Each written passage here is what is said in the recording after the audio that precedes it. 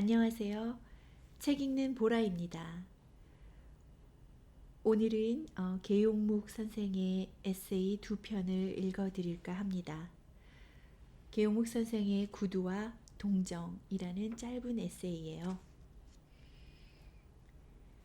계용묵 선생께서는 1904년 평북 선천에서 출생하셨습니다. 그리고 1961년 생을 마감하셨어요. 일본 도요 대학 동양학과에서 수학하셨고 1927년에 조선문단의 단편 최서방을 발표하면서 데뷔하셨습니다. 예술성을 중시하는 인상파적 입장에서 백치 아다다, 청춘도 등을 내놓으셨어요. 작품집으로는 백치 아다다 그리고 그 외에 병풍에 그린 달기, 별을 햄다 등이 있습니다. 구두, 계용묵. 구두 수선을 주었더니 뒤축에다가 어지간히도 큰 징을 한 개 박아 놓았다.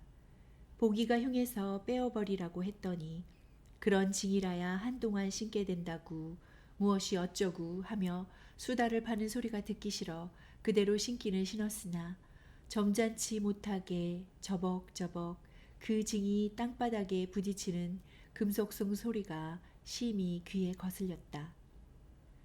더욱이 그것이 시멘트 포도의 단단한 바닥에 부딪혀 날 때의 그 음향이란 정말 질색이었다. 또그닥 또그닥 이건 흡사 사람이 아닌 말발굽 소리다. 어느 날 초어스름이었다. 좀 바쁜 일이 있어 창경원 곁담길을 끼고 걸어 내려오느라니까 앞에서 걸어가던 20대 내외의 어떤 한 젊은 여자가 이상이 또그닥거리는 구두 소리에 안심이 되지 않는 모양으로 슬쩍 고개를 돌려 또그닥 소리의 주인공을 물색하고 나더니 벼랑간 걸음을 빨리 한다. 그러는 걸 그저 그러는가 보다 하고 내가 걸어야 할 길만 그대로 걷고 있었더니 얼마쯤 가다가 이 여자는 또 한 번 힐끗 돌아본다. 그리고 자기와 나의 거리가 지척 사이임을 알고는 빨라지는 걸음이 보통이 아니었다. 뛰는 듯 싶은 걸음으로 치맛귀가 윙하게 내닫는다. 나의 그 또그닥거리는 구두 소리는 분명히 자기를 위협하느라고 일부러 그렇게 딱딱 땅바닥을 박아내어 걷는 줄로만 아는 모양이었다. 그러나 이 여자더러 내 구두 소리는 그건 자연이요 고의가 아니니 안심하라고 일러드릴 수도 없는 일이고 그렇다고 어서 가야 할 길을 아니 갈 수도 없는 일이고 해서 나는 그 순간 좀 더 걸음을 빨리하여 이 여자를 뒤로 떨어뜨림으로써 공포감에서 안심시키려고 한층 더 걸음의 박차를 가하였더니 그게 아니었다. 도리어 이것이 이 여자에게 더 위협이 되는 것이었다. 내 구두 소리가 또그닥 또그닥 좀 더 재어지자 이에 호응하여 또각또각 굽 높은 뒤축이 어쩔 바를 모르고 걸음과 싸우며 유난히도 몸이 일어대는 그 분주함이란 있는 마력을 다 내보내는 동작에 틀림없었다.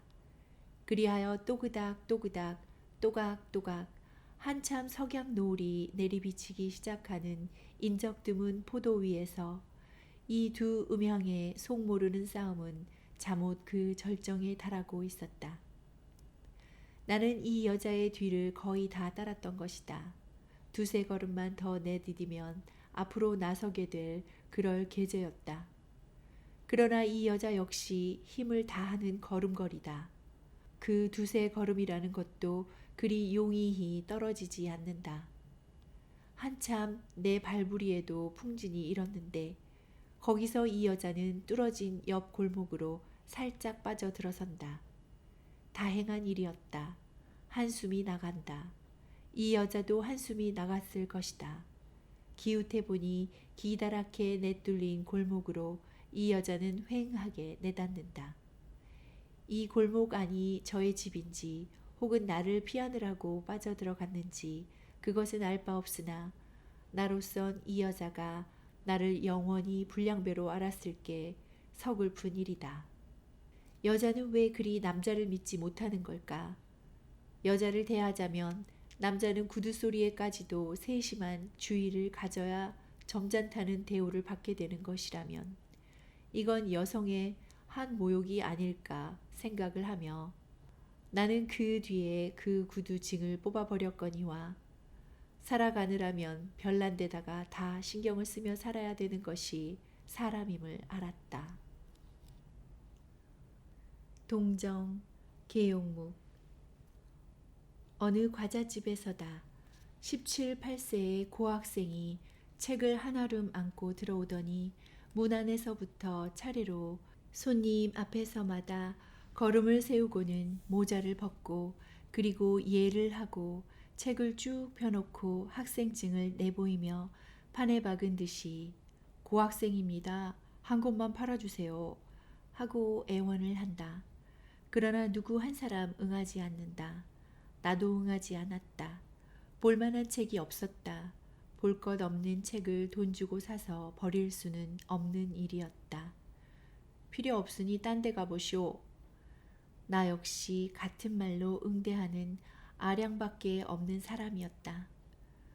입맛이 쓴 듯이 아무 말 없이 고개를 끄덕이고 물러난 학생은 다음 순서인 내 옆 좌석으로 돌아선다.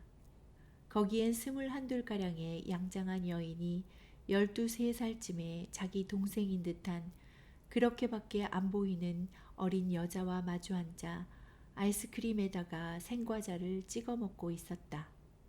책이요? 하고 그 여인은 학생이 펼쳐놓은 책을 보려고도 하지 아니하고 고개를 들어 실내를 한 바퀴 쭉 살피더니 여기 앉아요 하고 자기 뒤 빈좌석에 그 학생을 앉히고 불쑥 일어서서 과자 진열대로 나가더니 먼저 돈을 치르고 아이스크림 한 그릇에 구리만두 한 개를 손수 가져다 학생 앞에 놓으며 다니기 더울 텐데 좀 욕이나 해서 가요. 응? 앉으라고 멋모르고 앉았다가 이 의외의 환대에 놀라는 듯이 학생은 냉큼 일어서며 아니에요. 어서 앉아요. 앉아서 먹고 책은 다른 데 가서 팔면 되잖아요. 좌석의 눈도 둥그레졌다. 10여인 손님이 하나같이 거절해 오는 이 고학생을 이 젊은 여인이 유독 이렇게도 동정을 베푸는 것이다. 내 시선도 그리로 쏠렸다. 아니 놀랄 수 없었던 것이다. 구걸하는 거지의 애원에 이것밖에 가진 것이 없다고 손을 내밀어 악수를 청하는 투르게네프의 그것과는 다르다. 학생은 책을 팔아주기를 원했다. 그리하여 거기서 얻어지는 할인으로 학비를 얻자는 것이 목적이었다. 그런 줄을 그 여인도 설마 모를 것이 아니련만 책은 팔아주지 아니하고 아이스크림을 대접하는 환대를 베푼다.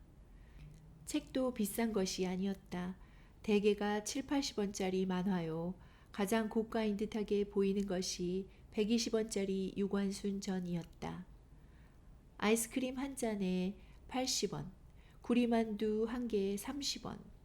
그 값이 110원이면 80원짜리 만화 한 권을 팔아주는 것이 도리어 이로웠다. 학생의 원은 원대로 들어주면서도 이로운 책은 아니 팔아주고 손해를 보면서까지 구태여 아이스크림을 사서 대접하는 이 여인의 심리는 과연 어디에 있었던 것일까? 사서 볼 만한 책이 없으면 아이스크림을 대신해 현금으로 주는 편이 이 학생으로선 보다 더 기묘할 것은 두말할 필요도 없을 것이다. 이건 결국 그 고학생을 위한 동정에서라기보다 자기 자신의 향락을 만족시키기 위한 동정에서임이 틀림없을 것이다. 밥이 없어 허덕이는 친구에게 단돈 10원의 청은 막무가내로 거역하면서도 담배 한 대, 술 한 잔은 싫대도 부득부득 권하는 속세 인정과 조금인들 다를 것이 무엇이랴. 동정이라는 것이 흔히 상대방을 위해서보다 자기 자신의 명예나 자존심을 위해서 베풀어지듯이 이 여인의 동정도 이런 예에서 조금도 벗어나는 것이 없는 것 같다. 그 학생이 아이스크림을 받아서 먹기는 먹으면서도 그 대신에 이것이 현금이었다고 하면 하고 마음 아쉽게 여겼다면 이 여인의 모처럼의 동정은 아무런 의의도 지닌 것이 없지 않을까 하는 생각에 나는 그 여인이 다시 한번 더 쳐다보였다. 끝까지 들어주셔서 감사합니다. 오늘도 행복한 하루 되세요.